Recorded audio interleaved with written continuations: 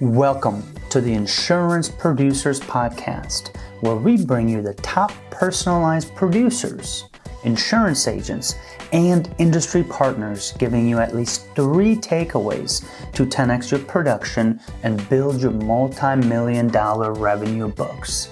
So sit back, relax, and become inspired by the success stories and strategies of the world's top insurance minds. Let's roll. All right, everybody. Welcome back to the Insurance Producers Podcast. Hey, today, man, we have a rock star. I've been meaning to spend some time with him, carve some time on his schedule because this is selfish for me, man. I want to learn from this guy. And I think a lot of you guys that are going to be on this podcast today, man, are going to come out of this fired up and ready to rock and roll. So Jason Cass, man, without further ado, how are you, buddy? Hey, rock and rolling, man. Just loving life. I assume just by the title, there's a lot of producers that are listening to this. And that's what I've pretty much done in 22 to 23 years. So I'm looking forward to this, man. Doing all I can to help. It's really, really, really good to have you, man. A lot of people know Jason from his work, all the stuff that he's doing, man, for our industry and how he has elevated our industry and things that he's doing right now that he's going to talk about later on today in September and he's done in the past. But first, for people that don't know, man, I don't know what world they live in, but really quick, man, go back real quick, tell us just a little quick story and we'll get rocking and rolling.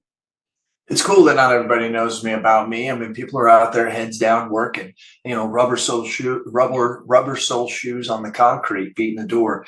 So I got in the industry right after 9/11, started actually first week of 2022, was with an agency. Then I moved to another agency closer to my town. Then I started my own agency at the base of my home, 3 books from 3 scratch agencies, right? 3 scratch books. So then I continued on, found a business partner in 2015. Around 2020, I had a wise man tell me that if you want to explode your agency and grow it to the next level, Jason, you got to quit selling policies. And he meant for me, not my agency, right? So now I progressed to there. I use technology heavily. I have one of the top podcasts in the insurance industry, about 40,000 agents a month listen to me. Customer Service is Just Foreplay is a book that I wrote out there. So I'm very heavy and very pro agent. I believe this, and I'll turn it over to this because you'll hear this in my passion. Insurance has taken me places that I never thought I'd go. It's given me the life that I never thought that I would give my family. And I've met people that I never thought that I would ever meet. Insurance is a great industry, and I want to do everything I can for anybody from the age of 20 to the age of 50 to have that same feeling. So, and it could be more than 50. I just picked that out of nowhere. Yeah, no, I appreciate that, man.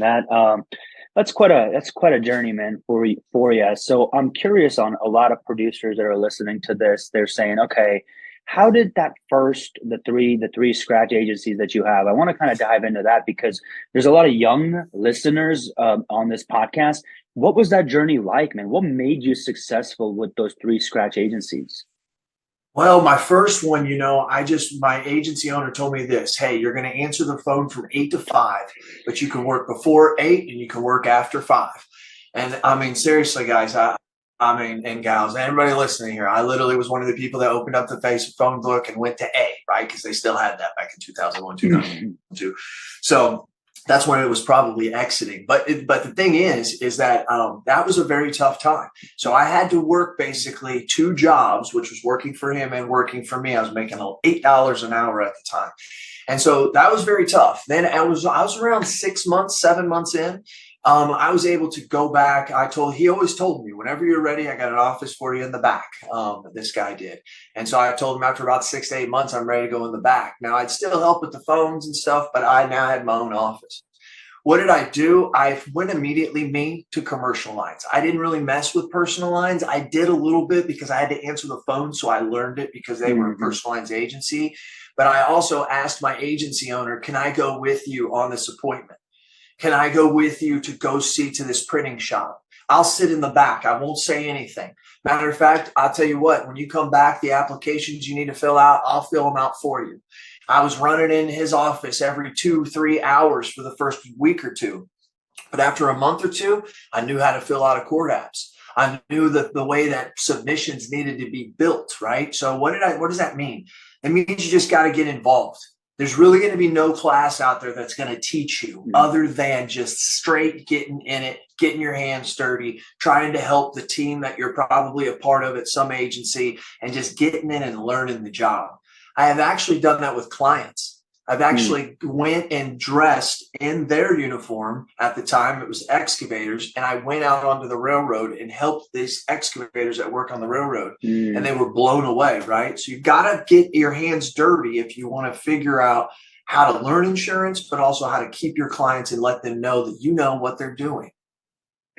Yeah. So Jason, you were pretty young back then, and like the mindset that you have is a little bit different than most people at that age. So like, is this something in the past of yours? Maybe it's your upbringing, maybe it's your parents. Like what? Because like a lot of people at that age, first agency, scratch agency, they don't think that way, right? They're like, I just do this as a job to make ends meet. Like, what was it that like got you to be ready at such an early age? Well, there's a couple of things. First of all, old people. I know that sounds funny, but I was part of the Elks Club in Centralia, Illinois. They didn't have a member, I don't think, less than 55. But I got the membership, right? Because I'd sit in there with those guys after work and I'd talk to them for a half an hour. I learned, and I'm always trying to pick things up. I'm going to just tell you this because a lot of people aren't going to say this, and you wouldn't be expecting me to say this, but I have a superpower. And when I say that is I have bipolar disorder and I am medicated. And I tell a lot of my people that a lot of times you can't see the beauty of what you've been gifted with unless you take the medication. I know that sounds crazy, you would say, wait, but I can. I go, and here's the deal. I go from when I wake up at whether it's 5 in the morning, whether it's 6 in the morning, I go until 7 or 8 and then I shut down. I mean, but in between there, I'm doing everything I can. I found mentors. Mike Beard is someone who is a huge mentor to me, and I listen to him and the things that he tried to tell me.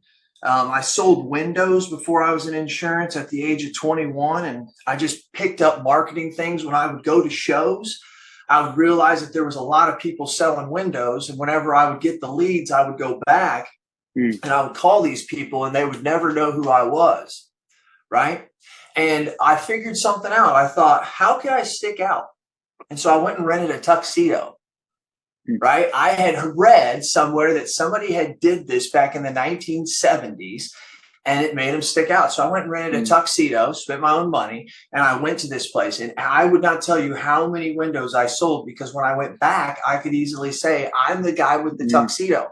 So still to this day, when I train my producers, I tell them, you must find tuxedo moments. That's what we call them in our agency. And that's what your producers need to find is what are those things that help you stick out? You don't necessarily have to have a tuxedo, but those are the things. So I listened, I had mentors, I read a lot. I don't read as much today as I used to, but oh man, I could read 20 to 30 books a year because that was just, I was trying to learn. I didn't go to college. I had to learn street smarts, and that's the way that I've kind of gotten to where I am. Since the age of 19, I just got in it with my hands, just like I encourage these producers to do. Has anybody told you you sound like Matthew McConaughey when you talk and you look like him? God. So check this out. So I just hired this new girl and she says, excuse me, this new lady, and she says, why are you using Matthew McConaughey? So on my picture of my profile picture, I have some that look like Matthew McConaughey and some that aren't Matthew McConaughey. Dude, my wife and I will be standing in line at the Waffle House and people will come up to us and go, I just had to come. My wife's like, Jason, don't take this to you, man. Yes, no. Yeah, no, that's very true. I get it all the time and I have for the last 10 years or so. So that's funny, man. He's one of my favorite speeches of him.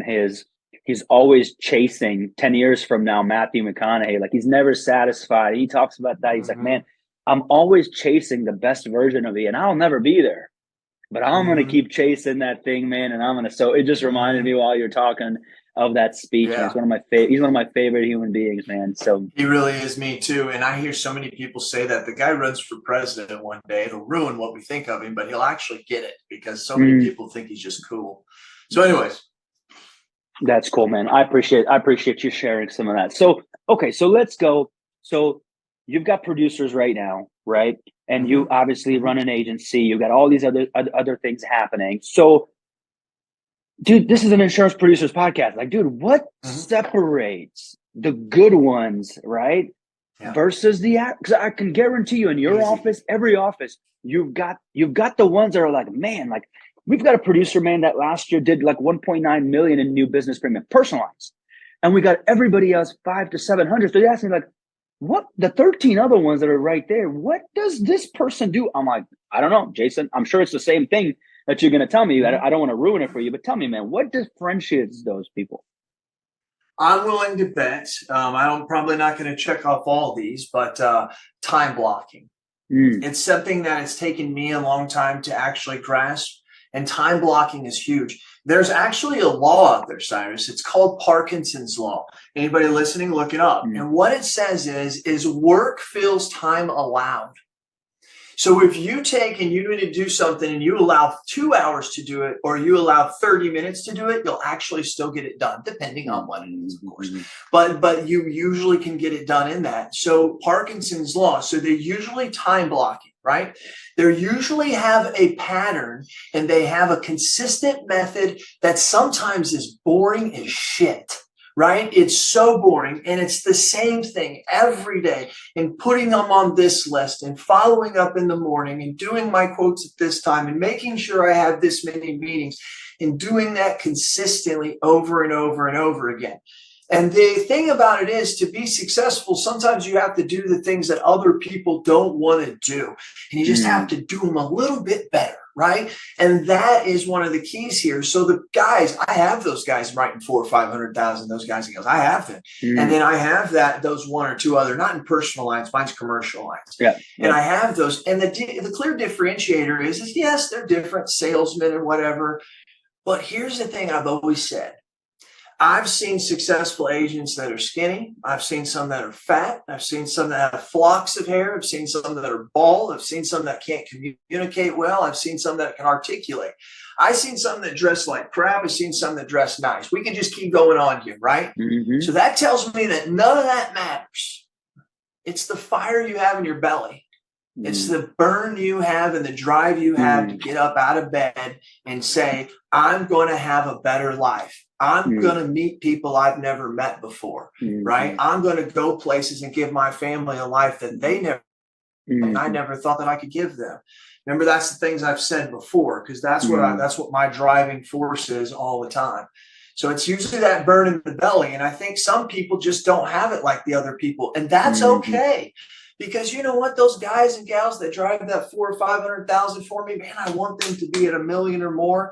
But what we have to do is we have to incrementally say what's important to that person. And as leaders, we have to help build that and structure that out for them. You know, sometimes maybe you have that lady that's a single mom with 2 kids. And when you talk to her, you say to her, what would you like out of life? Well, I'd like to just get my own house so I can stop renting out of the apartment.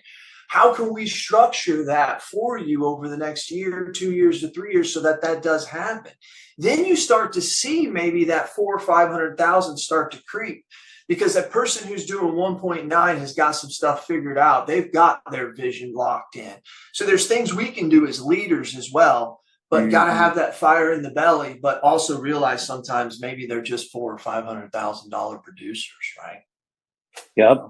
And there's honestly, man, you write 400,000 or 500,000 in premium every year, man. In 10 years, you're gonna be 5 years. You're gonna be just fine. There's nothing wrong with that. And as the agency owner, I ain't hating you, you know. So absolutely. So you talked about the fire, right? I mean, everybody is like, okay, how do you get that fire in your belly? Like what do you? God, you are going places. Is it just given? Is it given to you? Is it in the morning you got to do certain things, man? How do we get that fire, man? I see you got the fire. I see you moving. Okay.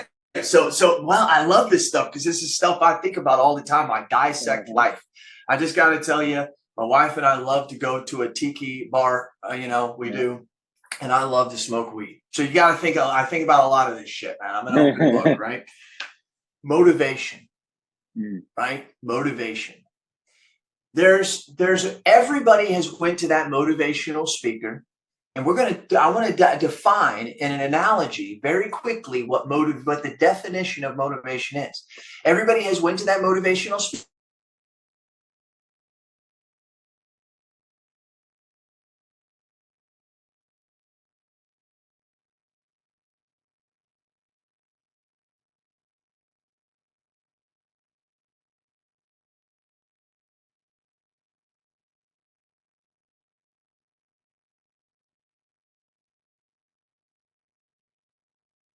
Between those two images is what we call motivation. That's the definition of what motivation is.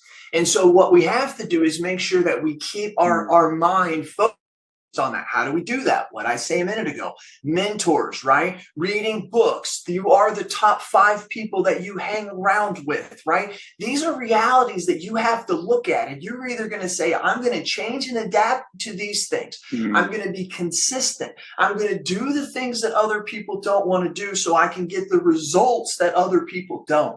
Right? Those are the things that you have to do when you keep that image, and you only have to keep it for like 3 to 5 weeks. And you work on it hardcore. Now, the rule of 100 says that in 100 hours, if you do it 18 minutes a day, you'll be 95% better than anybody at the end of 12 months. So there's another thing you could do. How do I do something 18 minutes a day to keep that focus and that fire? So a lot of this stuff, Cyrus, we've all been told. We just let it grasp and actually understand that these people who are telling it to us are pretty freaking wise. Especially if your top 5 are the people that you want to be tomorrow or in 10 years. That's the way I think about that. Man, I love that. I love that. I was talking to somebody yesterday on a podcast, and he asked me, hey, like, I've got just like you, man, hands in a lot of different things. We own 10 different companies, whether it's tech or agencies or other financial services stuff. He goes like, how did you even think about all these things? You just left State Farm 4 years ago.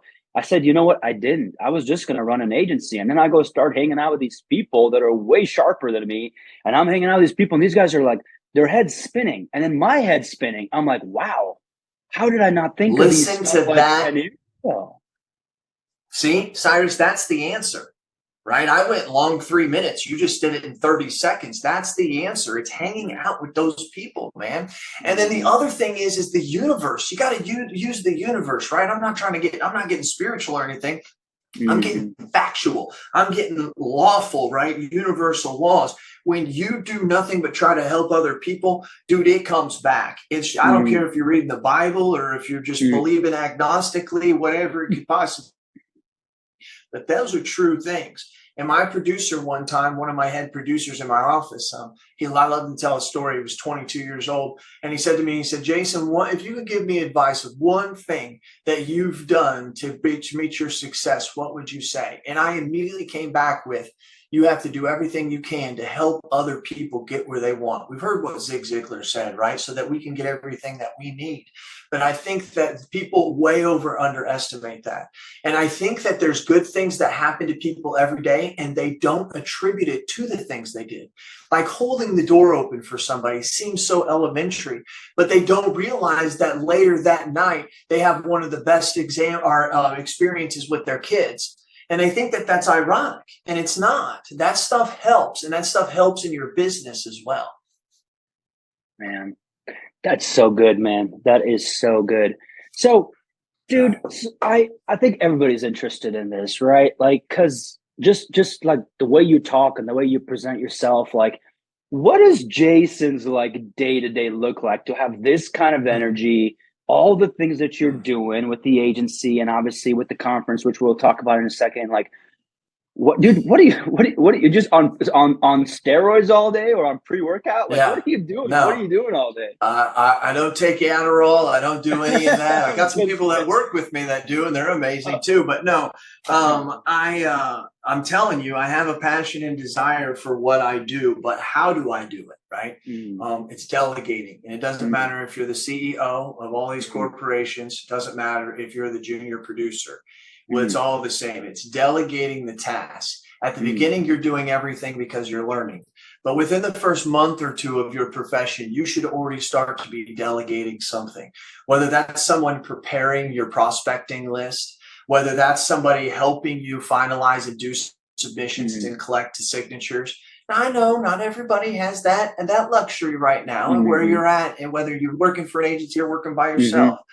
But the thing is, it's important that you understand delegation, and delegation is tough because we think that no one can't do, people can't do it as good as we can. Mm-hmm. And I think sometimes that can be true. Now, for any of you leaders that are out there listening, I believe that there's one secret to delegation, and that is hiring smart people. That Mm-hmm. is where it blows my mind with insurance agents who may take home $250,000 to $300,000 a year, usually on average. And when they do, they don't delegate anything. And so what happens is they don't hire smart people. Steve Jobs said this, and I always remember this. See, I listen to this stuff and I think about it. Steve Jobs said, I don't hire smart people and tell them what to do. I hire smart people and I have them tell me what to do. Ooh. That is a very tough thing for a leader to do. Very, very tough. And what we have to do is get comfortable with that. My businesses, the bigger we get, we just made a huge acquisition at the Insurance Alliance, or the Virtual Intelligence. That'll be announced next week. Today is, excuse me, listeners, is March 29th, so I don't know when that'll come out. But the thing is that I've had to relinquish a lot of power there as we've gotten bigger. That's very hard for me to do, right? It's very hard for me to do. And it's also very hard for me to get the people who are I'm delegating tasks to, for them to start delegating tasks, right? So that's how we do it. That's how we burn fire. I delegate my time, right? On Tuesdays and Thursdays, I do agency intelligence stuff. That's something I do. Virtual intelligence is a newer business. It requires a lot more of my time. Like out of nowhere, a team is like, hey, this happened, da da da da da. So I have to be on watch more for that. The Insurance Alliance, I have an unbelievable team that delegates, takes care of majority of the issues. I'm just dealing with the top 5 or 6 clients, and they're all paying north of $300,000 in premium. So I deal with those, but I never go to one of those meetings without one of my producers, because that's what Mike Beard did to me.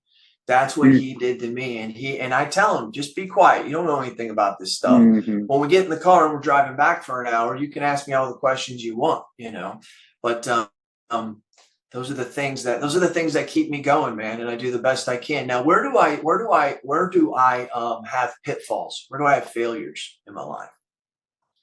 I have times when I'm not giving my family probably enough time that they need.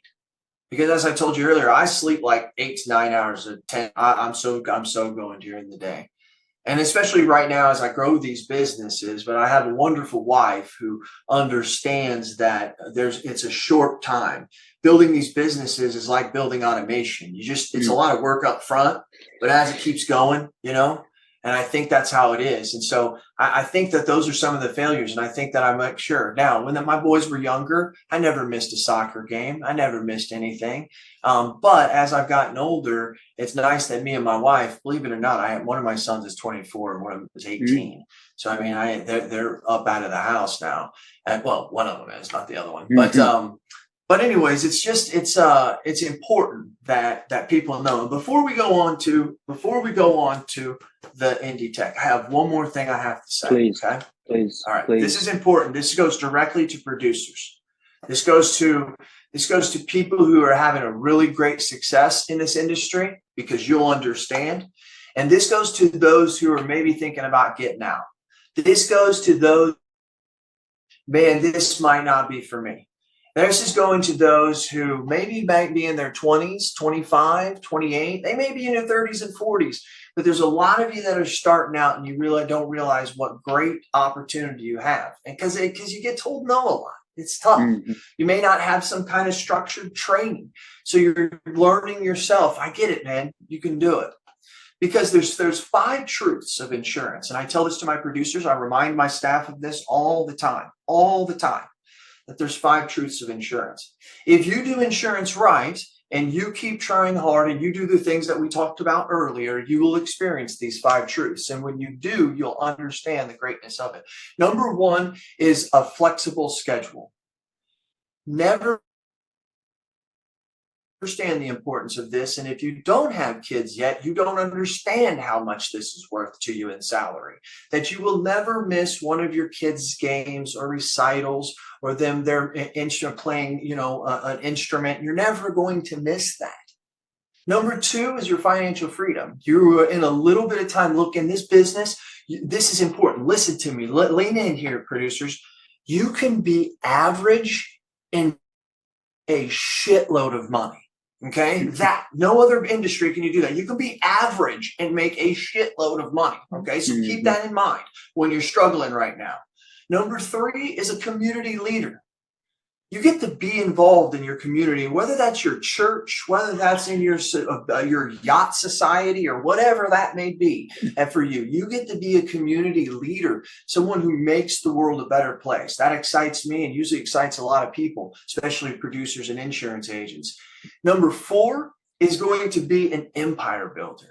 You get to build your book of business, right? You get to choose who is going to. You're not a front store and people just walk in. A lot of you guys are producers and you're out there hunting for people, right? You get to build the business that you want to build that's going to pay you really, really, really well. I have very little investments inside of Wall Street, but I got a shitload of investments inside of my agency, and it pays, and I can control how much I can earn in return on that. So that's something to think about. And number five is mentorship.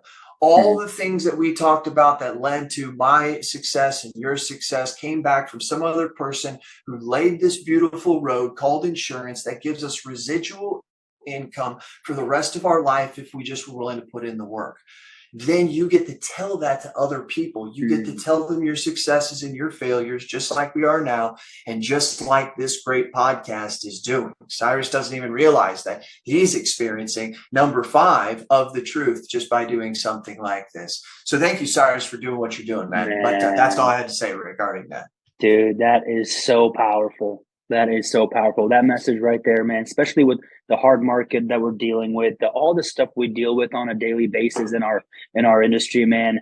I mean, but this industry has given me so much, man. And it's you and my responsibility, man, to give back as much as you can. And for me to give you a platform to share that, and I'm sure you shared in a lot of other places, maybe someone's going to listen to this and be like, oh my God, I was thinking about leaving, but I was an idiot. I can't leave. There's just, so I got to double down, man. I got to double down. 100%. Trust me, man, this industry is not going anywhere. Trust me. Okay. So I want to talk about Indie Tech, man. This is one of the, I honestly haven't been this excited about a conference in a long time, man. So I want to tell me a little bit about why Indie Tech, how did it start real quick? And then what you got going on, man. I think the producers would love that. All right. Yeah, I think you will.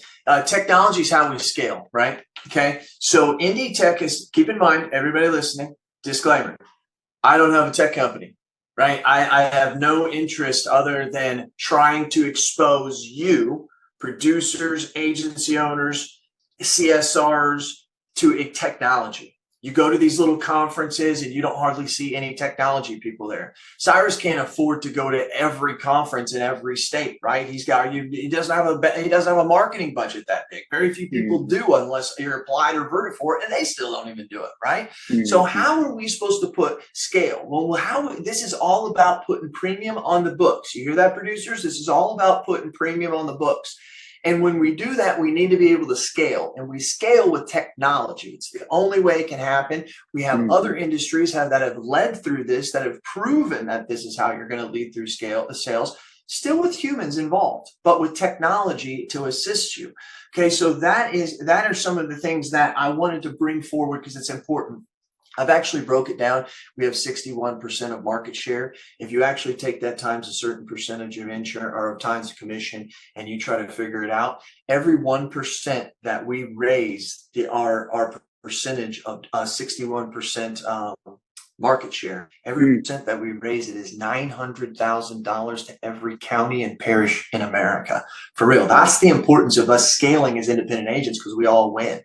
Now, Indie Tech is the way you're going to do it. So There's no event out there where producers can learn about technology that helps them. And so what we did is we created the floor. If you've ever been to a trade show, you can go anywhere you want on the floor, but we direct a path that allows you to walk through the customer experience. So you get to walk through a section on prospecting and lead generation, right? And the technology that can help you there. Then you walk into quoting and proposing the quote and all the technology that can help you there. Then you go into servicing and onboarding, and you can go through the technology there. Then you can go through cross-selling and referring, right? And you can go through the technology there. At the same time, we have demos set up to demo stages where people are giving demos. We have a main stage where we have some pretty good speakers, which Cyrus is going to be one of those speakers. And we're really trying to expose with classes where people can come in and can learn about certain different technologies or how to create processes with certain technologies, really in-depth stuff. And keep in mind, it's agents learning from agents. We don't, I'm going to have a couple cool like speakers who are like, out there and are going to make you go, holy shit. But everybody else on the screen, on the stage or in the sessions is agents showing how they're using this technology. So you don't believe and go, man, I wonder how to do it. As a producer, you're going to say, okay, I could use that technology. I could use that process to sell more or to prospect more or to cross sell or to refer. See, those are the things that you can do. So indie tech. It's not about InsurTech. It's about indie tech. And indie tech is technology that is created specifically for the independent insurance agent. So that is what I want to expose. And I invite everybody to come there. Anybody is welcome to come. Here's the greatest part. You go to these shows. If you go to a technology, you go to Applied or Vertifor, which they're great. Don't get me wrong. It's $700, $1,000, $1,200. Producers can't afford that. But what you need is the exposure. So it's $149. That's all it is, man. It's $149. And last year we had 120-ish agents and producers and agency owners that signed up. In the first 72 hours, we had 150-ish sign up this year. So it is really picking up because agents are figuring out that technology can help them scale. And it's really exciting stuff. So that's what indie tech is. Maybe I left something out that you know of, Cyrus, but ask me a question, I'll let you know. By the way, it's September 24th through the 26th. September 24th through the 26th in Indianapolis, Indiana. See how I did that? I love marketing. So Indy. So Indie Tech, Indianapolis, Indiana. So we were Quotamation, obviously the quoting platform that we have, the embedded technology that we have, was there last year. Man, what an event, man. What an event. And here's the thing about you that I know, man, and I'm kind of like this too. Like, we always want to do it better. Like, we just always want to do better. Every day you got to learn and you got to do it better. And it was amazing. It was amazing last year, man. And I give you kudos, man. There's a lot of good people there, a lot of connections. And I'm so excited, man, because I think it's going to be double the fun this year, man. And I truly believe that. I think so. I really do too. I got a CTO panel, having an all women's panel. I mean, we've got the CTO panel is going to be moderated by Reed Holsworth, who's the Ivan CEO. And then the all women's panel is going to be moderated by Margot Giles, who is a fantastically brilliant, forward thinking person. So love her. Really man. excited what we have going incredible. on. Thank you very much for the exposure by saying that here. And thank you very much for allowing me to help producers. I'm telling you right now, this is what I do. I have young producers. They're actually all in their 20s. They've been in the business less than 3 years. I encourage you also to try to separate yourself, right? And you need to be able to do that. How can I do that? You can do that through lines of business. You can do that through certain niches. Our agency, we focus on nonprofits, and we then supposed to specifically go after workers' comp, and then we specifically go after higher mods of workers' comp. That gets us usually around 5,000 to 10,000 in minimum revenue. I had a guy say to me, he said, Jason, how do you start writing 500 or 5,000 minimum revenue accounts? And I said to him, you're going to think I'm being a smart ass, but this is the truth. I don't allow my producers to have any account on their prospecting list that's less than $5,000 in revenue. So, I mean, if you're a producer out there, how do I do that? Well, start at 1,000. Start at 2,000 minimum revenue and say, hey, I'm not going to allow anybody. Now, here's the thing. I get this question all the time. But Jason, what if their friend down the road? Here's the deal. They can write their buddy down the road if their buddy comes to them. I don't want them going to that. That's what I mean, just on the prospecting sheet. But if somebody comes down the road and wants you to write their business, or they walk in the door, or they get referred to you from the chamber, of course you're going to write that. That's the whole game, right? But keep it over here, and that's how you're going to increase your revenue. 100%. So just like you, man, our main product is homeowners insurance. That's all we focus on. It's the one product that we believe in, that we love, and 95% of our clients have a home. So like, if you don't have a home, we don't prospect you, man, because like that's not our target market. Even though we're personalized, completely different than you, but a home, you gotta have a home to be in our agency. But if somebody calls in, wants an auto, you're not going to say no if it's a friend or whatever, right? But we target those. So I love that, man. So where can people go to sign up for IndieTech? I want to make sure they know that. AIIndieTech.com. So that's AIIndieTech.com. So it's IndieTech. And you can go there, AIIndieTech.com, and you can go there. You can get tickets. You can, if you're listening and you want to be a sponsor, you want to be someone like Cyrus, that's going to be there. We don't have any room for speakers or anything anymore, but we have room if you want to teach a session. So we have different things like that. So please, AIIndieTech.com.